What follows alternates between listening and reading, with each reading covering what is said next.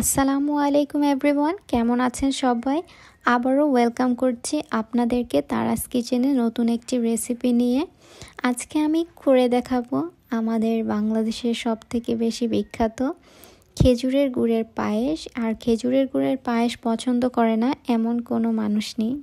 আর এটা বানাতেও তেমন কোনো ভেজাল বা ঝামেলা নেই, ঝটপট তৈরি হয়ে যায়। তো চলুন রেসিপিটি শুরু করা যাক। এখানে আমি নিয়েছি পোলার চাল আর নিয়েছি একটা খেজুরের গুড়। আমি এখানে 1 কাপের মতন পোলার চাল ইউজ করব। আপনারা যে কোয়ান্টিটিতে বানাবেন সেই কাপ অনুযায়ী মেপে দিলেই এখানে হয়ে যাবে। আর এই তো এখন আমি চালগুলো ভালোভাবে ধুয়ে নিব। এই তো দেখতে পাচ্ছেন ধোয়া হয়ে গেছে। এখন পানি ঝরিয়ে আমি এভাবে একটু রেখে দিব। আর এখানে আমি নিয়েছি সেই একটা গুড়ের হাফ, আর হাফের থেকে একটু বেশি আছে এখানে। তো এই তো চলুন রান্না শুরু করা যাক। এক চুলায় একটি প্যান বসিয়ে তার মধ্যে দিয়ে নিচ্ছি দুধ। আর এখানে আমি ওই সেম কাপেরই 3 কাপ লিকুইড দুধ এখানে ইউজ করব। আপনারা যে যেমন গাঢ় করতে চান বা পাতলা করতে চান সেই অনুযায়ী এখানে দুধটা দিয়ে নেবেন।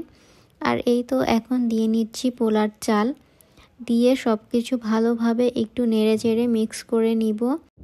এই তো মিক্স করা হয়ে গেছে। এখন এর মধ্যে দিয়ে দিব স্বাদ মতন লবণ আর দিয়ে দিব কিছু গোটা গরম মশলা। এখানে আমি ইউজ করছি দারচিনি আর এলাচ। এখন চুলার জালটা জ্বালিয়ে মিডিয়াম আঁচে রান্না করতে হবে। আর এই তো দেখতে পাচ্ছেন চালটা ভালোভাবে ফুটে এসেছে।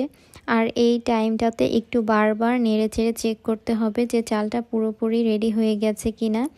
আর এই তো দুধটা যখন হালকা শুকিয়ে আসবে তার মধ্যে দিয়ে দিচ্ছি আমি সেই ভেঙে রাখা গুড়। আর আপনারা চাইলে এখানে গুড়টা কুচি করেও দিতে পারেন বা গলিয়েও দিতে পারেন।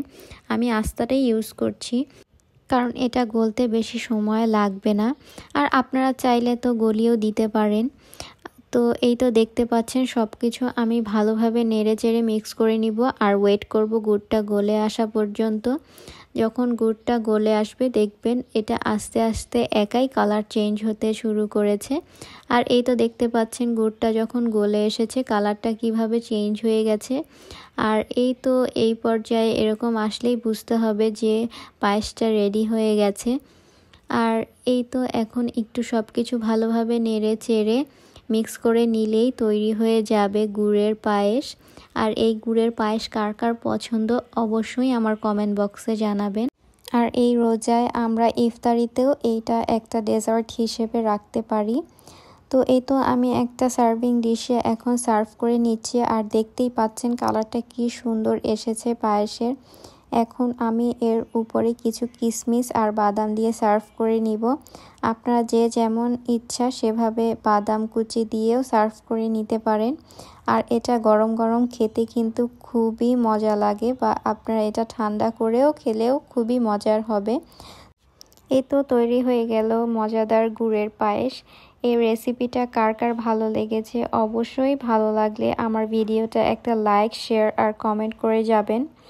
আর অবশ্যই এই রেসিপিটা বাসায় ট্রাই করবেন। আর আবারও দেখা হবে নতুন কোনো ভিডিওতে নতুন কোনো রেসিপি নিয়ে। আল্লাহ হাফেজ।